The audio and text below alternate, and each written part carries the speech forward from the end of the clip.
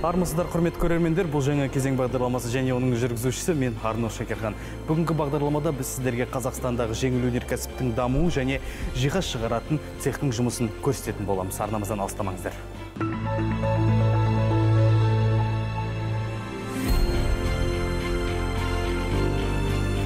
Халықтың әлеуметтік әлеуетін көтеруде жеңіл өнеркәсіптің игі ықпалы өлшеусіз. Жергілікті тұрғындардың, әсіресе әйелдердің арасындағы жұмыссыздықты жоюдың бірден-бір тиімді жолы жеңіл өнеркәсіп саласын дамыту болып табылады. Бұл саланың өнімдеріне деген сұраныста жоғары. Азық-түлік тауарларынан кейінгі екінші орынды иеленеді. Сондықтан қарапайым жұрттың қамын ойлаған ел экономикалық даму стратегиясында бірінші кезекте жеңіл өнеркәсіп саласын дамытуға айрықша басымдық беруге тиіс. Әлеуметтік экономикалық маңызы зор бұл саланы дамытуға әлемнің көптеген елдері әлдеқашан түбегейлі бетбұрыс жасаған. Мәселен, жеңіл өнеркәсіптің үлесі Америка Құрама Штаттары, Италия, Германия, Қытай, Португалия, Түркия сияқты дамыған елдерде 12-20% құрайды. Тіпті іргедегі Қырғызстан мен Өзбекстан мемлекеттері табысының қомақты бөлігін жеңіл өнеркәсіп тауарларының экспортынан түсіруде. Ал еліміз осы көршілес мемлекеттермен серіктестік орната отырып, дамыған мемлекеттердің тәжірибесіне сүйене алға жылжып келеді. Қазақстанда жеңіл өнеркәсіптің болашағы зор үміт күттіретін де мамандар айтып келеді. Саланы қолдау мақсатында 2019 жылдан бастап қарапайым заттар экономикасы бағдарламасы шеңберінде отандық кәсіпорындарды жеңілдікпен несиелеу жүзеге асырылуда.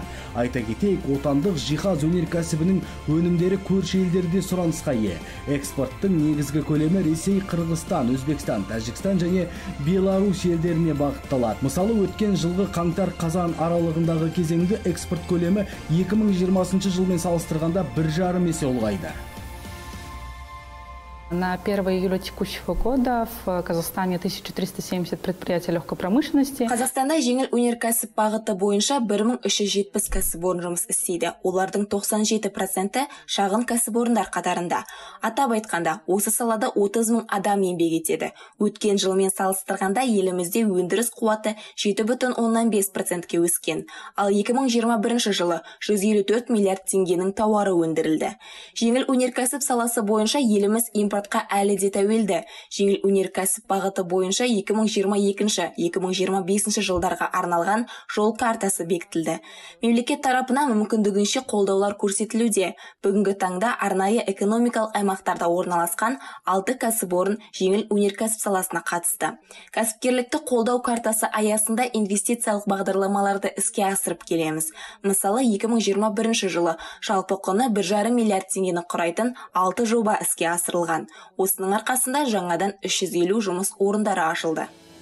Бүгінгі таңда экономиканың дамуына үлесін қосып, халықты жұмыспен қамтып жүрген азаматтар жетерлік. Бұл корпусты жиһаз шығаратын зауыт осыдан 2 жыл бұрын ашылған. Оның иесі 25 жасар Нұр-Сұлтан қаласының тұрғыны Әділет Абдулманап. Цех жиһаздың ондаған түрін шығаруды қолға алған. Алғашында жиһазды дайын өңделген ағаштардан құрастыратын болса, қазір барлығын өздері өңдеп, осында жасайды. Тіпті өнімдегі ою-өрнектерді дәл осы цехта ойылады. Айта кетейік, кәсіпорын 20-ға жуық адамды жұмыспен қамтып отыр. Орташа жалақылары 500 мың теңге. Мебельный производствоны ашқанымызға, енді өзіміздің именно бизнес қылып ашқанымызға 2 жыл болды. 2 жылда жетістіктеріміз осы. Ең бірінші бастапқы ашып алған станогымыз ол распиловочный станок. Яғни біздің мебель айналысатын, бізде корпусный мебель. Корпусный мебель на заказ. Яғни клиент өзінің индивидуальный өзінің дизайн айтады, соған байланысты біз мебельді құрап береміз. Кухонный гарнитур, шкаф, гардеробный, основном бізде жасалатын ЛДСП, МДФ-ті қолданамыз. Клиенттерді түсінесің, басында ремонт жасайды, ремонт жасағаннан кейін ең бірінші бастап кухня керек қажет. Тамақ дайындайды, соған кухняны береді, ары қарай кухнямыз ұнағаннан кейін уже шкаф ары қарай жасай береміз. Бала күнінен кәсіпкер болуды армандаған Әділет Абдулманап 18 жасынан жиһаз өңдейтін түрлі зауыттарда еңбек етіп, жиһаз өңдеудің қыр-сырын меңгерген. Қазіргі таңда тәжірибесімен жастармен бөлісуде. Ең бастапқы шынымен жас мама болып, біз мебельный компанияда өзім жұмыс істедім. Ары қарай енді қолымнан келіп, үйреніп, клиенттермен сөйлесу қолдан келді. Соған байланысты неге өзімнің цехымды ашып басқа деген ой келіп, ең бастапқы керек станок, яғни кесуге және закатка деген болады. Закатка содан бастадық. Ары қарай енді өзімізді дамытқымыз келді. Соған байланысты станоктар алып. Әр жиһазды дайындау алдында дизайнер тұтынушының талабына сай 3D моделін жасайды. Арнайы бағдарлама арқылы өнімнің әр миллиметрін санауға болады. кез келген тапсырысқа үлкен жауапкершілікпен қараймыз дейді мамандар. Менің жұмысым жеке клиентпен жұмыс жасау, клиенттің көңілінен шығатындай жиһаз шығарып беру, визуально дейді ғой, енді клиенттің көзіне дайын болатын болашақ жиһаздарының түрін көрсетіп беру. Алдымен біз клиенттің үйіне барып, замер өлшемін аламыз, кейін оны сызып көрсетеміз, кейін офисқа келіп, осылай арнайы программаға салып, толық нұсқасын көрсетіп, егер де клиенттің көңілінен шығатын болса, ары қарай заказға, тапсырысқа біз кірісеміз. Бұл арнайы программамен жасалынады.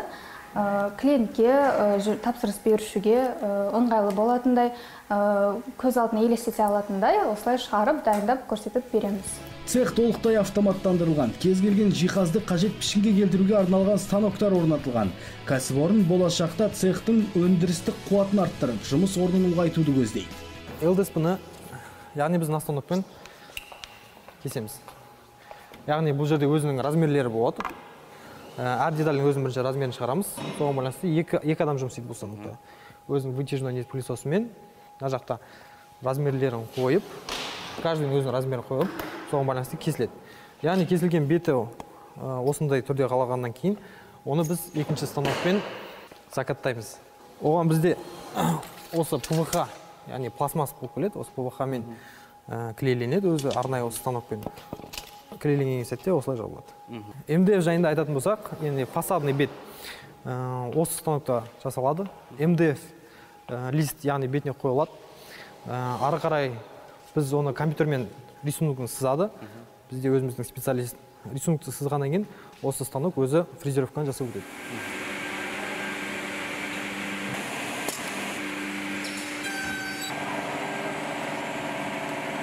Жұмыс барысындағы ең бірінші мен міндетім, яғни жаңа алдын ала сіздерге түсіндіріп өткен жаңағы кесу барысындағы детальдар маған әкеліп береді. Мен осы детальдарды мен көрсетіліп отқандай қағаз бойынша міне кронка деп аталады. Орысша айтқан кезде осы кронканы жабыстырып, ары қарай келесі мастерге жіберетін боламын. Казиндустрия мамандарының пікірінше, қазақстандық жиһаз жасаушылардың әлеуеті өте үлкен. Себебі импорттық өнімді Ресей, Түркия, Беларусь, Қытай және Италиядан жиһаз өнімдерінің сапасы мен дизайны бойынша кем түспейтін отандық тауарлармен алмастыру есебінен ішкі нарықта өзінің қатысуын айтарлықтай кеңейтуге мүмкіндік бар. Кей жағдайда шетелден келген тауарларға қарағанда өзіміздің елде өндірілген отандық тауарлардың сапасы әлдеқайда жақсы екеніне көзіміз жетіп жатады. Бүгін сіздердің назарларыңызға цехта жасалған үздік жұмыстарды көрсеттік. Мұның барлығы Әділет Абдулмановтың шағын кәсіпорнында жасалған. Бағасын өздеріңіз бере жатарсыздар. Заманауи қондырғылардың және жігіттердің еңбегінің арқасында осындай әдемі үлгідегі жиһаздар бүгінгі таңда еліміздің әр түкпіріне жеткізілуде. Бастысы тапсырушының көңілінен шығу.